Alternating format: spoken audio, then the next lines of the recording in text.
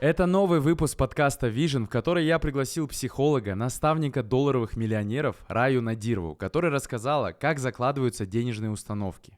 Самые свои важные решения мы принимаем в детстве. Как влияют родители на наше отношение к деньгам? Надеюсь, мои родители не обидятся. Папа раздавал деньги, сразу же не держал. Что мешает нам больше зарабатывать? На самом деле, даже я создаю постоянно себе в жизни долги. Досмотри этот выпуск до конца, чтобы получить крутой подарок от Раи. Не забудь подписаться и поставить лайк. Приятного просмотра.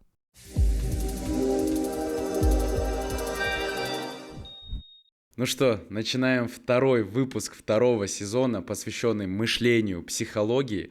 И сегодня я пригласил сюда человека, у которого я сам хожу как клиент, да, это вот Рая, мой психолог. Хочу познакомить ее с вами тоже, друзья.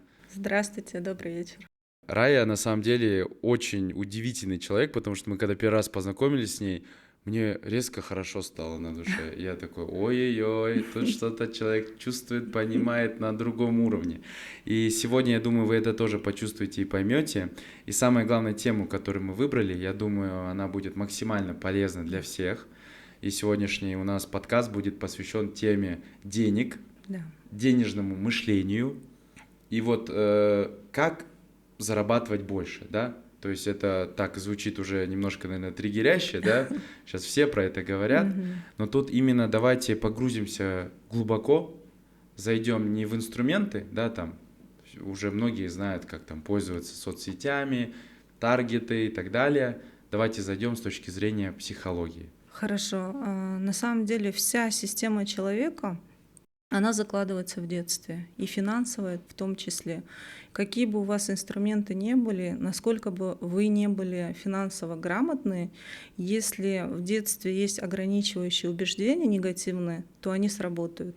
Пример вот какой? Неважно, сколько вы зарабатываете, миллионы тенге или миллионы долларов, то есть эти убеждения могут сработать. Например, вы вкладываете деньги не в те проекты, вы их теряете, вы постоянно отдаете долг и вам не возвращают, вы постоянно берете какие-то кредиты, вы не можете накапливать, то есть вы сливаете деньги. Про что это? По сути, вы просто избавляетесь от денег, потому что наше подсознание, оно заранее просчитывает, как все сложится.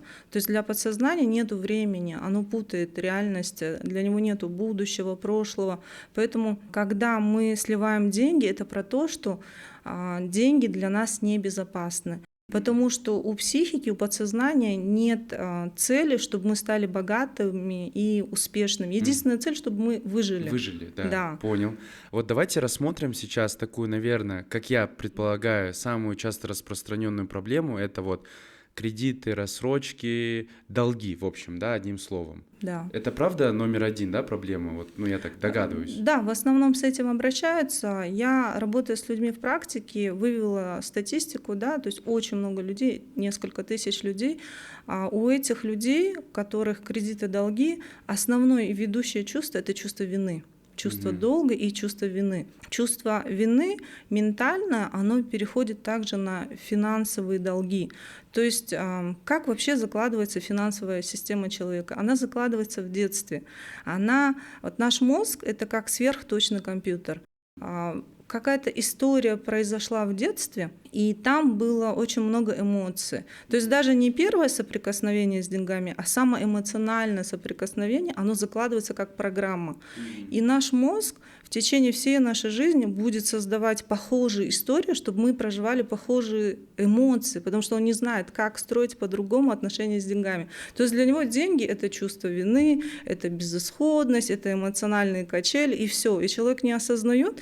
Например, когда я работаю с людьми постарше, да, плюс 60, они тоже сейчас работают, и я вижу, как эти сценарии повторяются на протяжении всей жизни. Ты, например, Арман, еще молодой, эти сценарии, да, возможно, один раз повторились, а может быть, даже не повторились. А там просто это замкнутый круг. Я вот тоже поделюсь, как есть, как раз-таки добавлю, да, что вот у меня тоже есть такая программа, которая повторяется. И тут вот хочу добавить, да, есть такой классный такой термин паттерн, это то есть повторяющиеся события. И вот у меня есть такой паттерн именно с долгами связанный.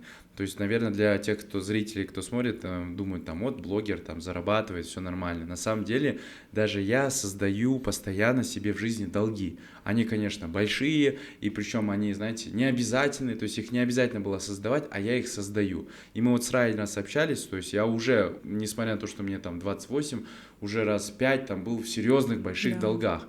То там квартира, что-то еще. Обязательно надо было взять какой-то долг, потом с ним бороться, потом его выиграть, сбросить усталость и взять новый. Вот Так работает система. можно на моем примере Да. какую-то дать практику или вот как из этого выбраться? Я думаю, сейчас зрители, кто берет долги постоянно, увидели себя, и что делать с этим? Программа «Деньги» у тебя заикарилась именно с чувством вины. Я сразу это заметила, если помнишь, да, я проговорила это. Потому Можно, что извиняюсь, заикарилась, что это значит? заикарилась, значит, она запомнилась, да, то есть наш ассоциация. мозг, да, это как сверхточный компьютер, и у него есть программки, есть программа «Деньги», и все эти эмоции, которые ты испытал когда-то, они запомнились. И мозг, он не знает, как строить отношения с деньгами по-другому, через другие эмоции. Поэтому неосознанно ты сам создаешь такие истории, чтобы испытать эти эмоции. Например, вот человек, допустим, если привык с самого детства к эмоциональным качелям, да, обратите внимание, вот деньги поступили, то есть этот человек что делает? Он сразу раскидывает, оплатил здесь, там, все оплатил, и да, нет денег, и ему нормально. Это такое состояние для него знакомые. Он по-другому не знает, что там деньги, все хорошо. То есть для него состояние эмоциональных качелей — это норма. То есть идея такая, что я резюмирую, да, что, грубо говоря, у нас у каждого есть какая-то первая сильная ассоциация эмоциональная в детстве с деньгами. Именно. И мы по итогу потом во взрослой жизни повторяем это неосознанно. Да. И задача, во-первых, это первый шаг — осознать, да? Осознать. То есть именно. увидеть, что я реально вот это вот делаю. Очень важно прослеживать свои состояния, да, то есть осознать, а что я чувствую. Вопрос, который можно задать, да, чтобы именно понять, проследить свои сценарии травмы. Первое, что я чувствую, каким я себя чувствую. Допустим, что ты чувствуешь, когда долги? Когда я долги, я чувствую себя супергероем, который должен что-то решить. Можно по-другому быть супергероем? Да, можно быть героем, когда ты выигрываешь что-то. Да. А эмоция какая? Вот ты чувствуешь себя супергероем, это каким я себя чувствую, а эмоция какая? У меня такое типа дыхание, получается, спирается, да, захватывается из-за того, что появляется долг. И я такой, я сейчас его типа выиграю. То есть страх, который переходит потом в такое что-то мотивацию. Типа мотивацию. Это в коучинге называется мотивация от. Да. То есть в твоем именно мышлении что-то должно произойти, от чего ты будешь отталкиваться. Да, у меня всегда это так. очень энергозатратно. Вот у кого так, кто любит разрушить все и потом создавать с нуля. Вот всем привет. Поэтому если это проследить, да, понять, откуда это пошло, проследить ту самую историю, осознать, если самостоятельно не получается, возможно, психика вытеснула на уровень подсознания, то это с психологом, да, с экспертом обязательно проследите для того, чтобы разорвать этот сценарий. Смотри, Арман, когда мы разрываем эти сценарии, то за ними нас ждет успех. Супер. Да. Давайте тогда вот сейчас вот первую часть так за финалю. Практика, да, такая, вот как я понял примерно, что первый шаг — выпишите, какие денежные события повторяются в вашей жизни. Да. То есть это могут быть долги, это могут быть быстрое избавление от денег. Какие еще могут? Давайте накидаем, чтобы люди могли увидеть свою. Долги, избавляйтесь от денег, шопинг тот же, какие-то неудачные проекты, партнеры, мошенники. Это все бессознательно, мы сами выбираем. Есть люди, у которых всегда что-то крадут. Теряют постоянно. Если сценарий человек постоянно теряет, он обычно тоже родом из детства, то есть он в детстве потерял деньги. Все, сейчас не будем погружаться в карту, просто давайте накидаем, какие есть. То есть теряют деньги, не в тот проект вкладывают, мошенники, деньги ассоциируются с ссорами, со слезами, страх есть, больших денег. Страх больших денег. То есть человек себя обычно ограничивает И наш мозг, он нас загоняет в рамки наших сценариев, паттернов и программ. Поэтому он перестает замечать возможности, которые у него есть, потому что у нас мышление, по сути, туннельное. То есть оно именно в рамках этих сценариев. Окей, то есть все, первый этап, выпишите, вот сейчас мы накидали разные варианты, выпишите, какой у вас повторяется. Да. Второй момент, выпишите, как вы себя чувствуете в этих событиях, когда они происходят. И третье, что Каким было? вы себя чувствуете? Каким вы себя чувствуете? То есть какие эмоции вы испытываете. Так вот, даже можно дополнительно, допустим, подумать о том, если бы у вас был $1 миллион, что бы вы с ним сделали? Вот первые 2-3 секунды, вот эти эмоции, это есть ваше отношение к деньгам. Вот что бы ты сделал, если бы у тебя было $10 миллионов? 10 миллионов долларов. О, хорошо. Это Какая 4 эмоция первая миллиарда пошла? тенге. Вот первые пару Так, секунд. я сразу начал думать, мне нужно сесть и расписать, куда это все распределить. У меня такое, Так, опа, надо избавиться, да? Распределить. распределить, да, надо избавиться. Да. Мгм. Вот и все. Сегодня, кажется, мы далеко не уедем, будем Да. вот так вот, да, поймали. Поэтому, возможно, пока этих 10 миллионов нет. А я сейчас вспомнил картинку из детства. У меня папа, Классно. он, получается, когда к нему приходили деньги большие, он, получается, нам сразу покупал какие-то подарки и родственникам всем помогал и раздавал их за день-два. Вот. Это паттерн, который у тебя тоже заложился. То есть следующий момент, за счет которых закладывается финансовая система, это родительские программы. Опа, все, мы перешли во вторую Да, часть, да? да. Супер, как у нас все идет в потоке, вообще кайф. Да. То есть получается, сейчас вот, ребята, вы зафиксировали первый этап, Личная обнаружили. история, первый этап. Кстати, отдельная, наверное, это была практика, что будет, если $1 миллион к вам придет? Да, первые 2-3 секунды это есть ответ, потому что все же хотят $1 миллион, на самом деле не готовы, многие не готовы. Остановите прямо сейчас видео и выпишите, что вы будете делать с ними. Да. Вот я, оказывается, распределяю их. Как папа. Как Это папа. папин И теперь паттерн. мы переходим на второй такой этап, да? Это повтор... Родительский сценарий. Опа, Мгм. тут что? Тут очень глубоко, на самом деле, мы не осознаем, мы практически проваливаемся в эти сценарии. Допустим, приведу свой пример. Да? Я поняла, что за последние 2-3 года мы с мужем достигли всех тех целей, которые поставили на ближайшие 10 лет. Даже вот дом, о котором мы мечтали, мы его купили, хотя мы планировали через 5-6 лет, потому что произошло землетрясение, мы жили на 19 этаже и пришлось спускаться. И в результате я просто потеряла интерес. Какие-то цели ставить, что-то, да?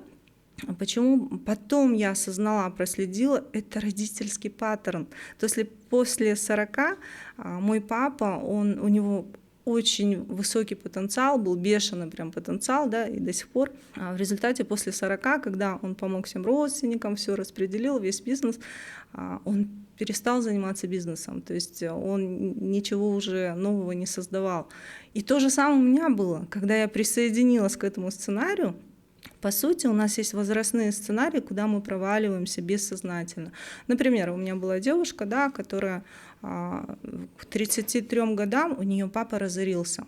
В 32 года она долларовый миллионер, и прорабатываясь, она говорит: Рая, мои деньги у всех, кроме меня, и мне комфортно. Я поняла, что это не так. И когда мы прослеживаем, говорю: тебе сколько лет? Она говорит: 32 с копейками. Папа в каком возрасте разорился? Она говорит: в 33. И То есть мозг озарение, да? не знает, как дальше строить отношения с деньгами после 33 лет. То есть тут все так индивидуально, уникально, да? Да. А вот как, методологически, да, вот как выявить сейчас, что нужно сделать? Выписать, может, как родители с деньгами относились? Да, именно отношения с деньгами, какие были у родителей, какие у них были финансовые неудачи, то есть неудачные какие-то истории, да, мы в этом же возрасте можем бессознательно повторять их и даже не замечать. Даже я, будучи психологом, бессознательно присоединилась. Потом, когда мне подсветили мои же психологи: Рая, у тебя же сейчас начинается депрессия, и это не твоя депрессия. Когда ты разрываешь сценарий, за этим тебя ждет успех, потому что ты проживаешь свой путь, свой сценарий. После этого у меня пошли разные предложения, то есть я вышла совершенно на другой уровень. Хотя я отговорки каким, то есть мы даже не осознаем, что это депрессия, это сценарий. У меня были отговорки, что у меня строится дом, мой ребенок идет в 1 класс, мне сейчас не до бизнеса, мне нужно этим заняться, хотя я не из той категории женщин, да, которые могут просто дома сидеть, потому что мне нужно реализовываться. И в результате, когда я осознала, то есть я вернулась к себе.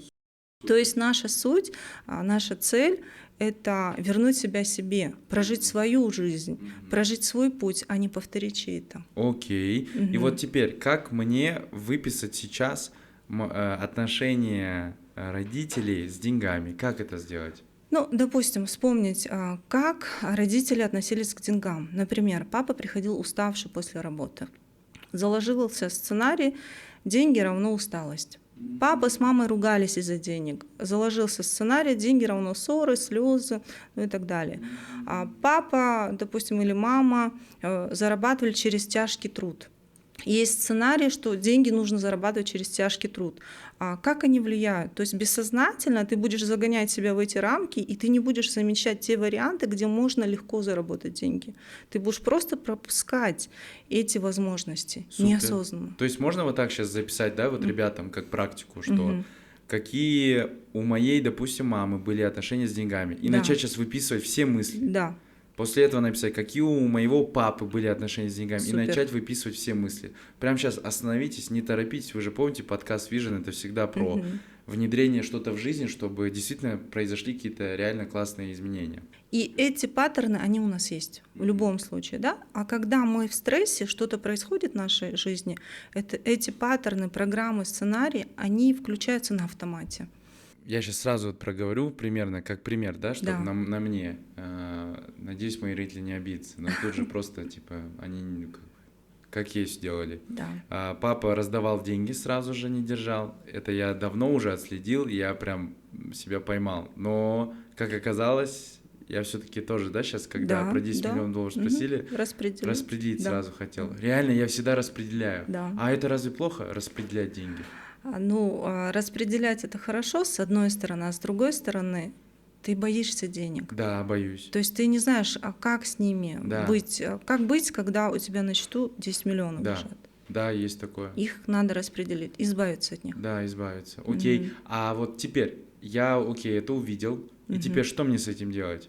Иногда осознание — это уже 50-70% проработки. Далее, если есть возможность, проработать с психологом. Все, понятно. Тут, короче, так. Ну, классно, да. Я думаю, что уже на этом этапе, может, у кого-то озарение. Пишите, кстати, в комментариях, какие у вас озарения произошли на данный момент подкаста. Это тоже важно. Следующее, как закладываются деньги. Есть такие программы, которые у нас общие. Например, СССР. Допустим, школа, садик. Во время СССР, то есть стабильность, да, была важна. Не высовывайся, все богатые спекулянты, все богатые воры. Как предприниматели называли? Спекулянты. Спекулянт. Да. Спекулянт — это же очень негативная фраза, слово в смысле. Мой руки, там, деньги грязные и так далее. Эти сценарии есть у всех, кто вырос в эти времена, да, бессознательно, они у нас есть. Поэтому, когда мы хотим, да, допустим, денег на сознательном уровне, это 6-7% сознательная часть, да, бессознательно 93% нашей психики, подсознания, оно делает все возможное, чтобы этих денег не было. То есть мы зарабатываем, и потом мы сливаем их, потому что я же не хочу быть спекулянтом. Или там, я же не хочу стать плохим. Да. Тоже же было в советское время, тоже такое, что типа там... Ну ладно, может, не советское, не знаю, просто часто слышал такие убеждения, что плохие люди. Или в фильмах, да, типа богатые люди, плохие люди. Да, а вот как раз следующее, что откуда мы берем установки, это масс-медиа. СМИ, книги, телевидение, музыка, песни, да, то есть везде они же пропагандируют бедность. Тот же «Титаник». Главный герой, он бедный, а злодей, он богатый. То есть какая установка заложится у людей, у миллионов, миллиардов людей, да, бессознательно? Что богатство — это плохо, а бедность — это классно, это герой. Ну, сейчас как будто наоборот в соцсетях. Сейчас с Инстаграмом все. Культ богатства. Да. А вот можно сейчас назад вернуться, чтобы вот я не хочу пропустить, чтобы вдруг там тоже для кого-то будет польза большая. Допустим, то, что в обществе, допустим, в нашем, какие убеждения, да, хранятся, как их обнаружить? Практически. вообще, как все установки, да, я хочу дать практику Да. в конце, да? Да. Сейчас мы по списку пройдемся, или могу сейчас, в принципе, окей, я не проговорить. знаю, как будет методологически правильно. Мы можем после того, как пройдемся по всем вариантам, да, Всё. как это закладывается, я дам практику, как А можем тогда хотя бы сейчас накидать, так скажем, такие нужно ветки? записать. Да. Записать, вспомнить, в какое время я жил. Ну, например, это могут быть религиозные убеждения, это могут быть семейные, да, допустим, менталитет у нас в Казахстане свой, там, что сглазят, что там позавидуют и так далее. Это тоже установка. Религиозно, допустим, что богатый человек, то есть практикующий, там, верующий человек, он должен быть аскетичным, да, материальные блага для него не столь важны. Хотя, на самом деле, если с точки зрения, допустим, ислама, два столпа ислама, они про богатство. То есть тот же хадж, он стоит сколько? 3 миллиона. Тот же закят, да, чтобы его платить, тоже нужны деньги. Это тоже ограничивающее убеждение. То есть люди, когда приходят к вере, люди какой-то ментальности, они бессознательно отказываются от денег. То есть ограничивают себя, свои возможности, чтобы не было больше денег, чтобы не стать богатыми, потому что это плохо. То есть общественность есть, потом еще какие-то группы разные, да? Да. Все окей. Я думаю, если у вас какие-то возникли тут мысли, воспоминания, вы пишите. Двигаемся дальше, да? Что еще есть? То есть все эти установки, да, когда они закладываются, у нас включаются защитные механизмы психики. То есть происходит внутренний конфликт. Каким образом? Сознательная часть — я хочу быть богатым, я хочу зарабатывать $1 миллион. Бессознательная часть — это небезопасно, это опасно, туда нельзя идти. А что происходит в результате? Человек работает, грубо говоря, пашет на нескольких работах, все делает, при этом он бессознательно избавляется от денег, сливает их, заходит не в те проекты, где он потеряет деньги, не тех партнеров берет, где также его могут подставить или еще что-то, да. То есть он просто сливает это. Почему? Потому что здесь уже другой момент. У каждого из нас есть финансовая емкость. Так, что это такое? Это безопасный доход, который наша психика нам дозволяет иметь. То есть, когда мы переходим вот эту границу, мы избавляемся от этой суммы. Давайте сейчас практически. Вот запишите, какой у вас максимум, какую сумму вы, вот до какой суммы вы, грубо говоря, допрыгиваете, чувствуете, а дальше у вас такое, типа страх появляется или какие-то другие ощущения. Сейчас можно высчитать, да, на самом деле, финансовую емкость каждого человека.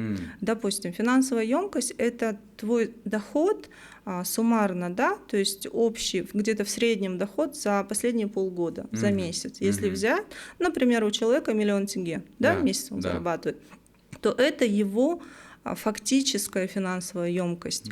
А чтобы понять, к чему готова его психика, да, это потенциальная финансовая емкость, нужно умножить на 2. То есть 2 миллиона психика ему позволит нормально, поэтапно расти. А если он заработает 5 миллионов, то 2 он использует по потребностям, по назначению, а все остальное он сольет. Да, я так и делал, когда резко вырастал. Вот. Если ты посчитаешь, потом проследишь, Арман, именно эту сумму ты и сливал, скорее всего.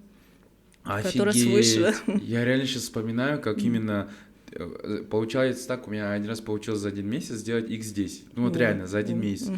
И вроде бы все хорошо, ну нужно радоваться. Я думал, что я буду радоваться, но вместо этого я испытал дикий стресс и деньги распределил за день. Распределила. Твоя основная установка. Да. Она идет от папы. Все понял. Я прям вот так, мне надо было быстро их раскидать, и у меня реально потом на счету была та сумма, которая у меня была, ну вот x2 реально, от того, что я обычно делаю. Поэтому можно, да, посчитать свою финансовую именно емкость, это средняя за полгода, а фактически какой сумме вы на данном этапе вашей жизни готовы, это x2. Но вот x10 можно тоже сделать поэтапно. Поэтапный рост, он самый экологичный для психики, самый безопасный. Можно я сейчас зафиксирую, что вдруг кто-то там, может, мы так иногда обсуждаем параллельно, я просто боюсь, что можно потерять самое главное. Вот тут было что самое главное только что сказано, да, что по сути то, что вы сейчас зарабатываете, условно, 1 миллион, и вот x2, то есть 2 миллиона, это и есть комфортный для вас заработок, для вашей психики. Это и есть ваша емкость на данный момент. но ее можно увеличивать. Да, ее можно расширять, ее Каким можно образом? увеличивать, то есть расти поэтапно. Ты сделал x2, делай еще.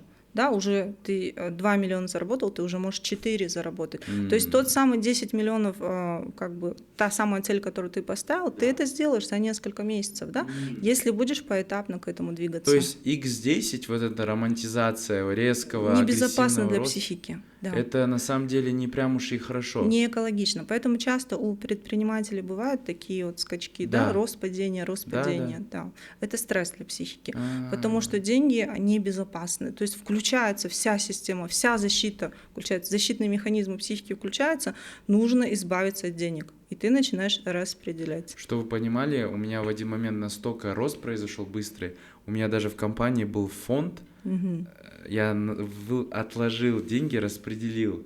Назывался он «Не дай бог». Я команде попросил создать фонд «Не дай бог» называется. И он использовался по итогу. Да.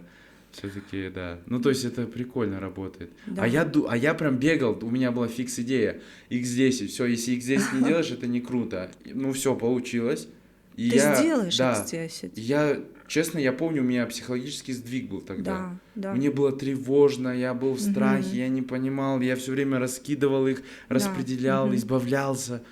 Человек Нафига? может даже заболеть. То есть он сделал результат тот, который психика не готова, он начинает болеть. Или кто-то из родных болеет, что-то происходит, чтобы эти деньги слить. Петр Осипов, помните, в подкасте тоже говорил, X2 за год — это лучший рост, когда ваша психика будет в спокойствии. Тут Рая говорит, все, это вот ключевая фишка, значит.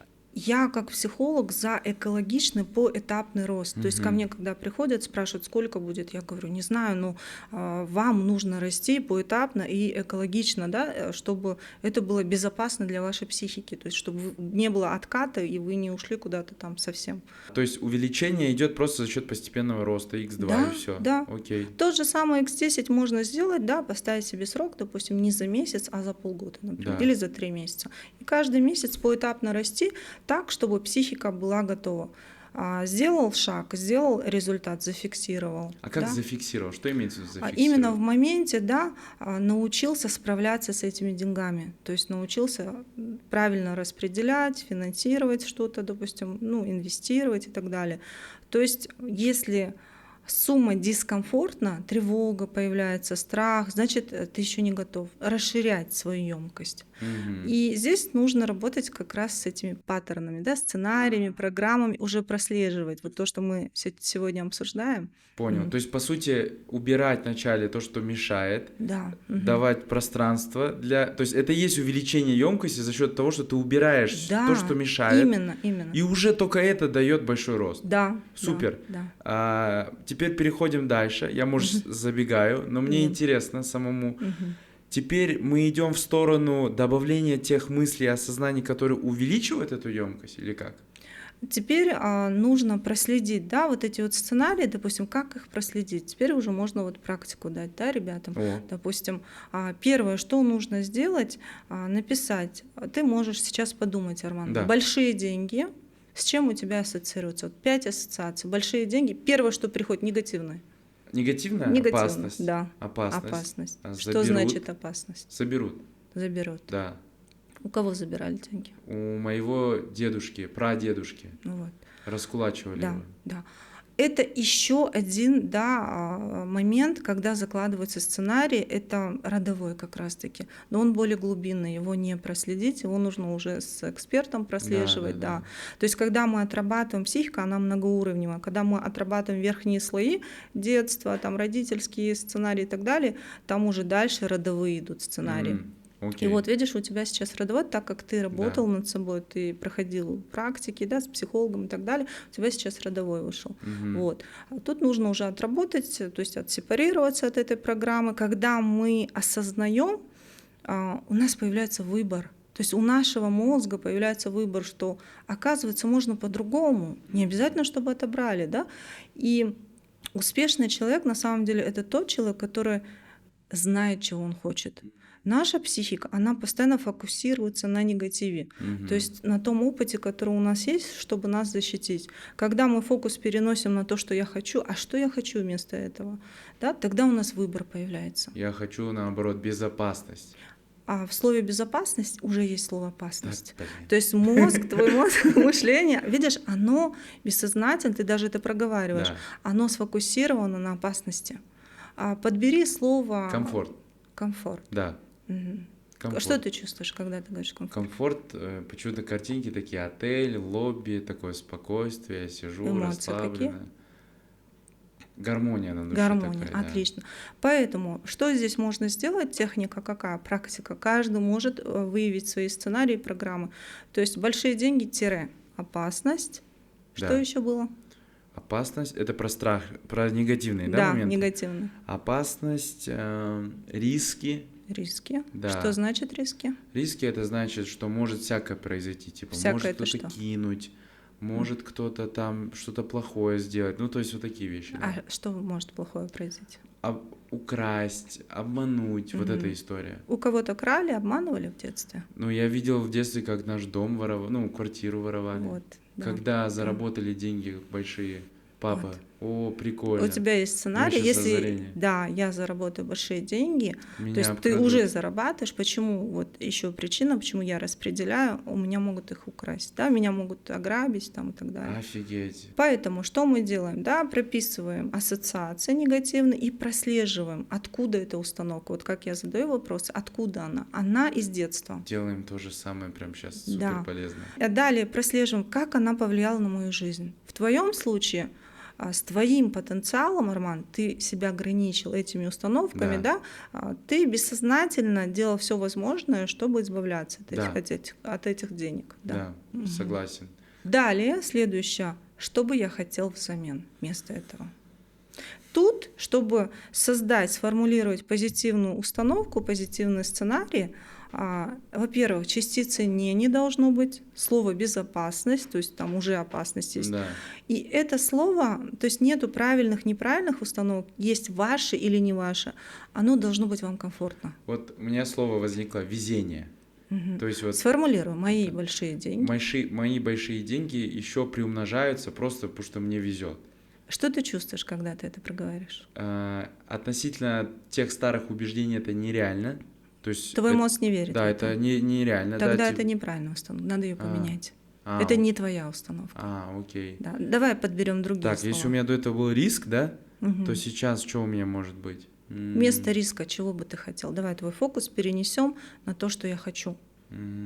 Так, риск. Для чего тебе нужны деньги?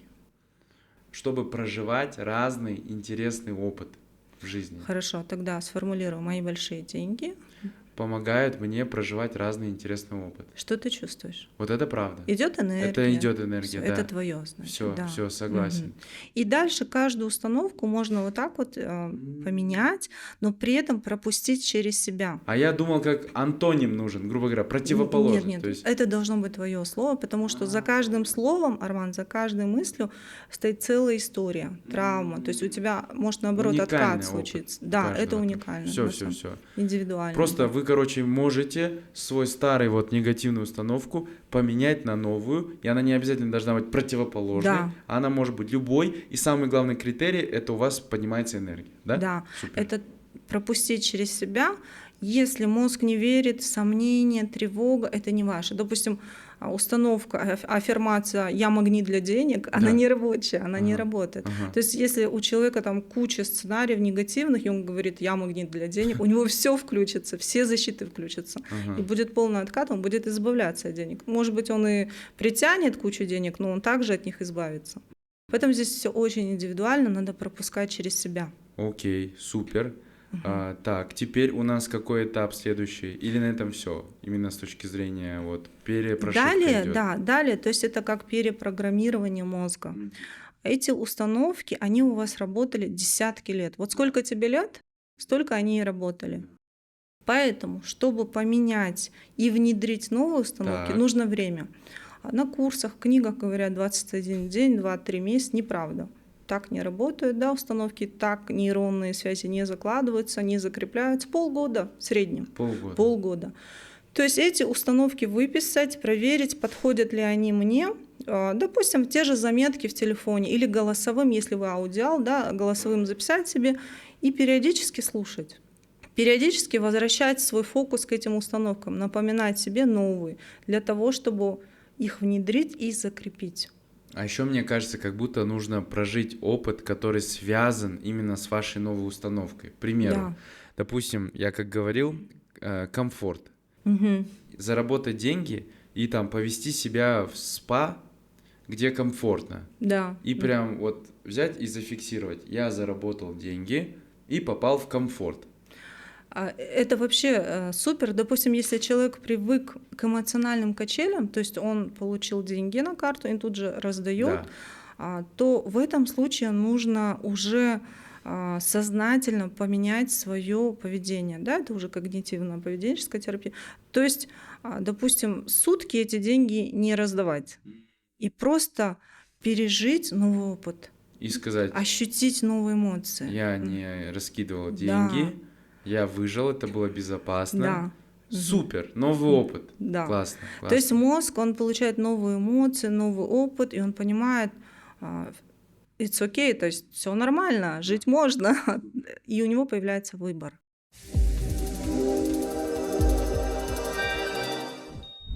По традиции мы постоянно вам дарим подарки от наших гостей. И в прошлый раз у нас был Амир Жантасов, который подарил вам 3 доступа на свое обучение единомышленники за, как всегда, инсайт и как вы будете это внедрять. Вот наши 3 победителя и их 3 осознанных таких вот классных комментария. Я отмечаю именно, что важно прописывать прямо от души, прям вот жирно, чтобы мы понимали, что мы все это делаем не зря. Это вот наша такая вот прихоть, такой кайф, короче. Следите сейчас за этим подкастом, вот с Раей, там будет тоже очень классный подарок. До конца, внимательно.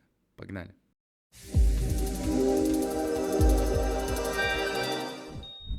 Теперь у меня такая мысль. Если мы по вот этому списку прошлись, мы Да. прошлись по нему, Да. у меня теперь есть новые мысли, вопросы. Какие... Вот есть книги, да, там вот я говорил уже в первом подкасте, «Счастливый карман полный денег», допустим, Да, классная я книга. читала. Мгм. Мне она очень понравилась, там Да. было много классных новых мыслей, Мгм. которые мне прям вошли, и это на меня повлияло. Вот какие есть у вас такие топ, там, не знаю, 5-7 инсайтов касательно денег?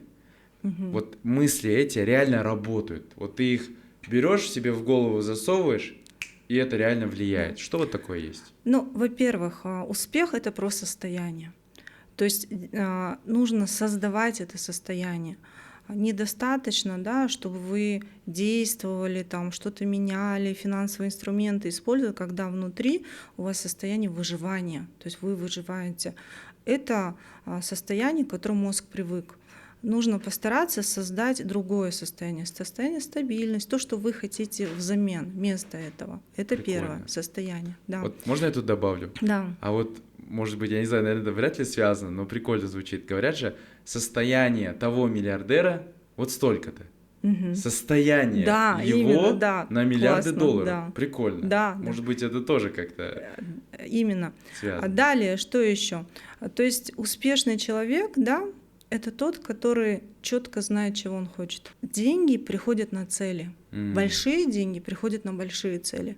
Если у тебя нет больших целей, конкретных, для чего тебе нужны деньги, денег не будет. Они будут приходить на твои потребности, чтобы закрыть, да, твои базовые потребности. Допустим, ты хочешь 10 миллионов, а твои базовые потребности 2 миллиона. Ты будешь получать 2, закрывать. Зачем тебе эти 8 миллионов, например, нужны? То есть обязательно нужно расписать, я хочу такую-то сумму, для чего она мне нужна. Следующий момент — писать. Чем отличается миллиардер от миллионера? Миллиардер все записывает.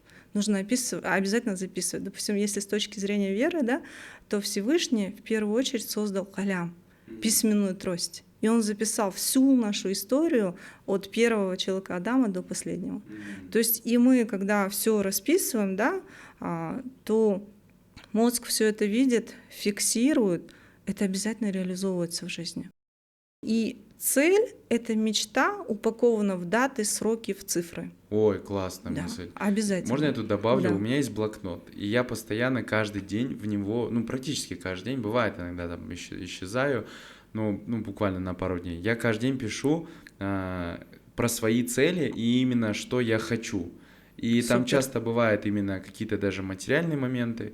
И я заметил, что 90% по итогу реализовывается. Именно, Арман, с вероятностью более чем 90% эти цели реализовываются.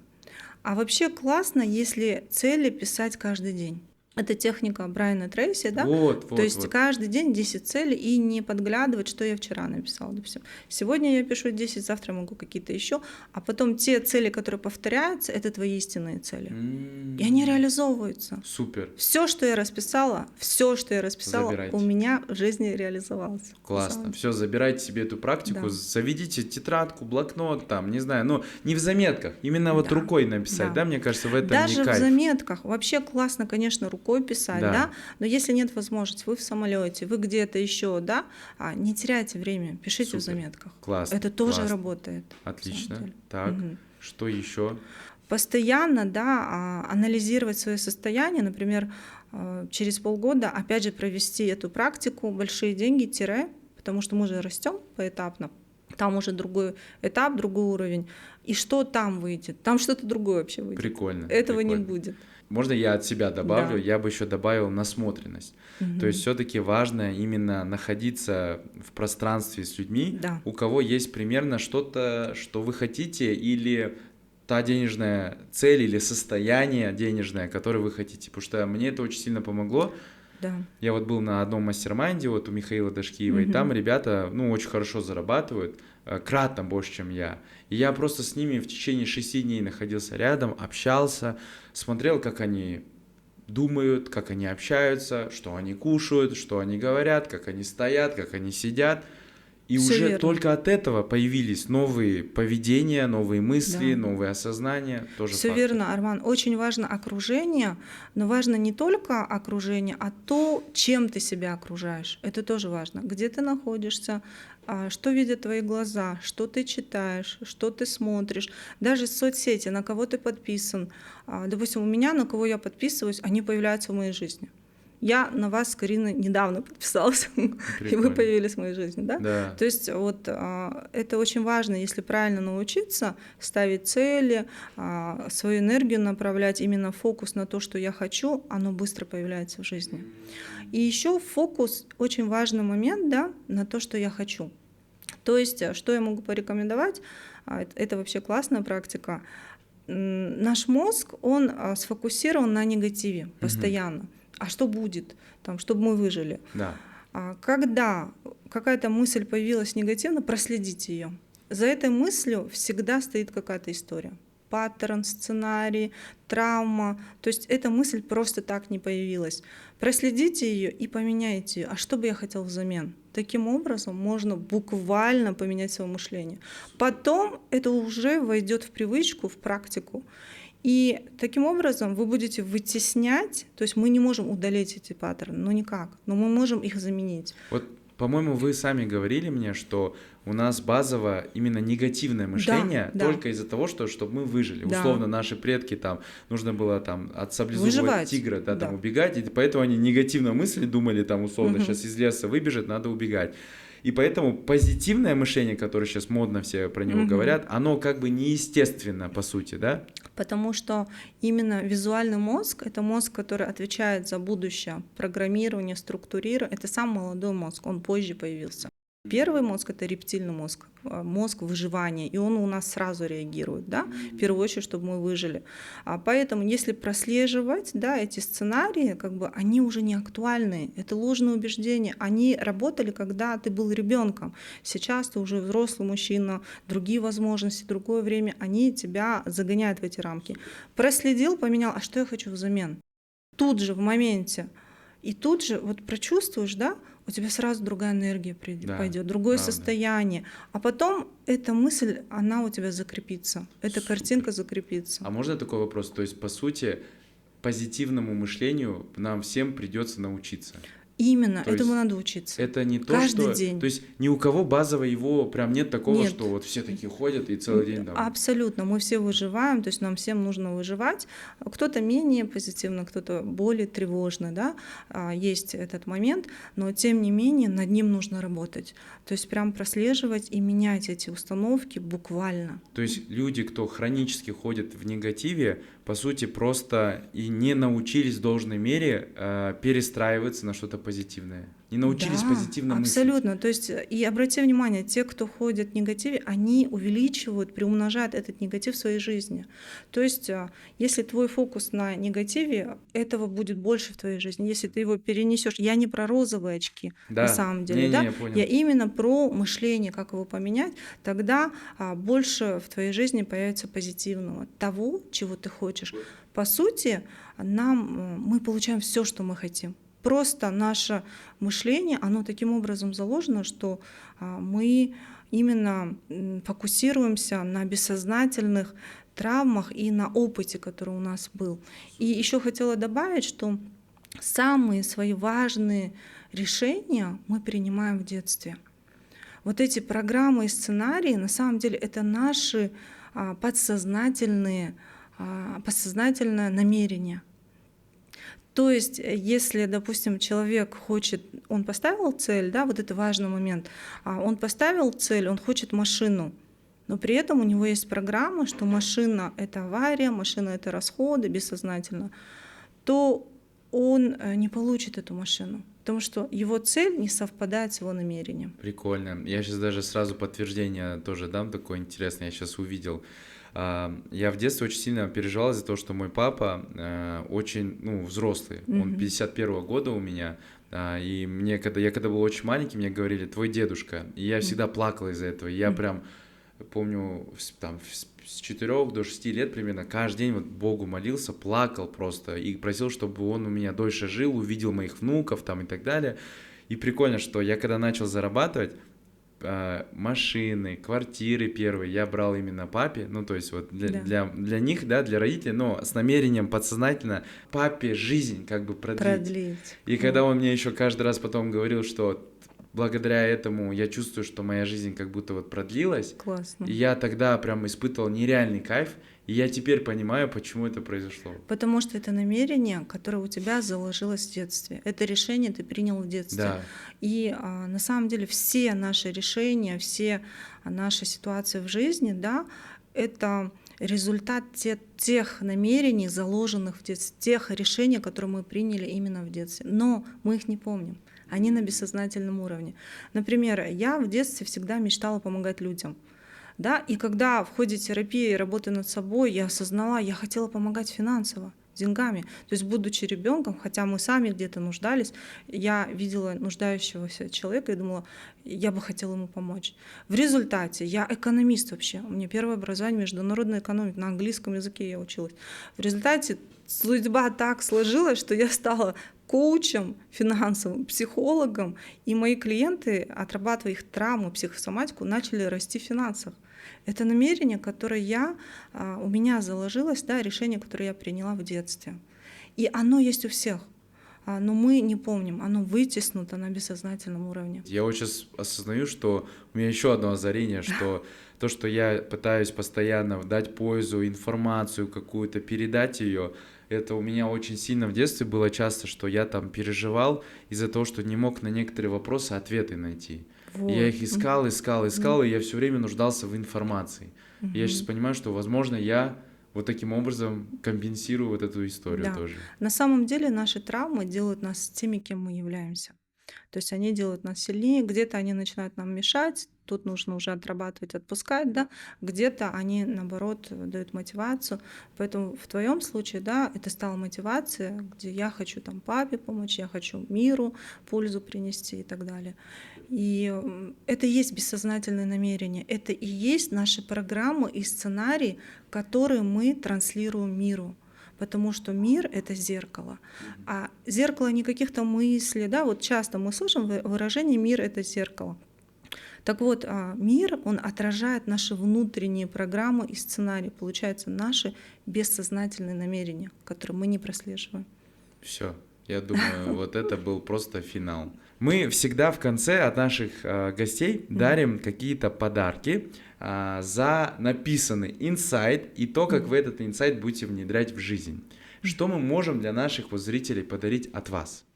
Курс «Сам себе психолог» стоимостью 150 тысяч, мы откроем доступ, да, и там на самом деле человек может проработать в себе блоки, финансы, травмы, расширить сознание, вообще осознать, что это кризисы и так далее. То есть там вся программа для того, чтобы человек научился прослеживать свои травмы, свои процессы, Супер. стать себе психологом. Сколько такой курс стоит? 150 тысяч. Отлично. И сколько мы можем дать доступов? 10 человек можем дать доступ. Очень щедро, я считаю, поэтому давайте пишите свои инсайты, как вы будете все внедрять в жизнь, и 10 мы определим и подарим вам очень крутое обучение от Раи. А еще там в дайрект, да, вы сказали? Да, остальные могут написать в дайрект слово «миллионер» и получат 2-дневный вебинар «Мышление миллионера». Супер, это просто Рая на исходящем от души. Спасибо большое. Во благо. Да, вот пусть этот подкаст наберет много просмотров, и люди увидят и получат большую пользу, и вырастут после этого в деньгах и в хорошем состоянии. Да, я тоже очень хочу, мои намерения, чтобы люди получили пользу, и действительно деньги — это несложно на самом деле, чтобы люди работали не ради денег, чтобы наши мысли не были заняты деньгами, чтобы это все легко приходило в жизнь. Да, аминь. Да, Супер. аминь. Спасибо вам. Большое.